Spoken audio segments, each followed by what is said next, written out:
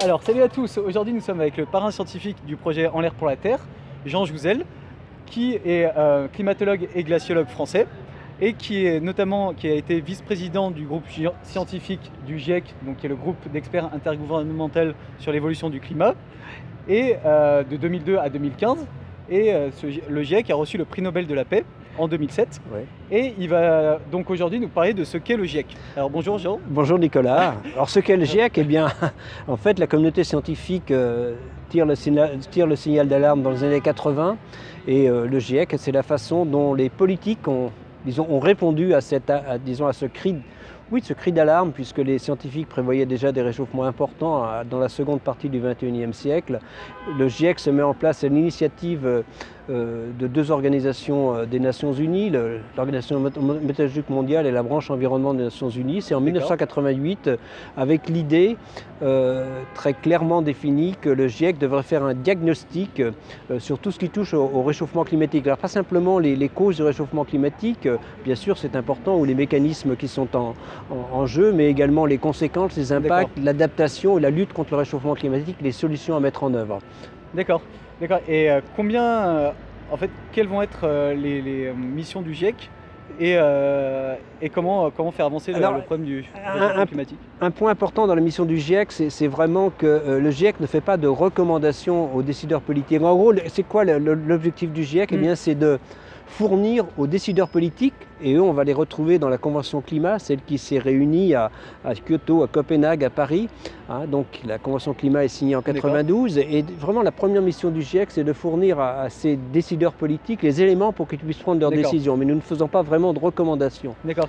Et parce que le GIEC va faire des rapports, et donc comment sont faits ces rapports et à quoi ils vont servir ensuite? Alors les rapports sont faits par la communauté scientifique. C'est un état des lieux critique, un rapport du GIEC sur toute la recherche qui a été publiée dans un domaine, donc les causes et conséquences. Et donc il y a en fait 3 gros rapports à chaque fois. Et pour les rendre ce sont des rapports assez importants. Donc un rapport du GIEC, c'est disons 3 gros volumes, avec après des résumés techniques et puis des résumés pour décideurs qui sont effectivement approuvés ligne à ligne par les pays. Et ça c'est important parce que cette approbation, eh bien, permet finalement à la communauté, aux décideurs politiques de s'approprier ce rapport. Et ça, c'est important. Oui, tout à fait. Et après, sur ces rapports, en fait, quand on parle du GIEC, généralement, on ne sait pas trop qui y a derrière ces rapports et combien de personnes travaillent pour créer ces rapports. Alors d'abord, le GIEC, c'est un peu à 3 étages. Ceux qui vraiment rédigent les rapports, c'est la communauté scientifique. Par exemple, dans le dernier rapport du GIEC, il y a à peu près 800 auteurs. Oui, donc c'est assez énorme, une quinzaine par chapitre. Et puis il y a aussi des contributeurs, et puis aussi il y a des personnes qui revoient les différents chapitres, qui apportent leurs commentaires.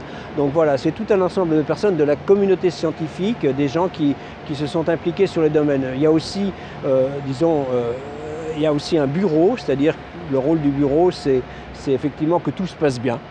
Et puis il y a aussi un peu un support technique, en fait, disons à Genève, le bureau technique du GIEC, c'est entre 10 et 20 personnes. Et puis pour chaque groupe, il y a aussi un petit bureau de support.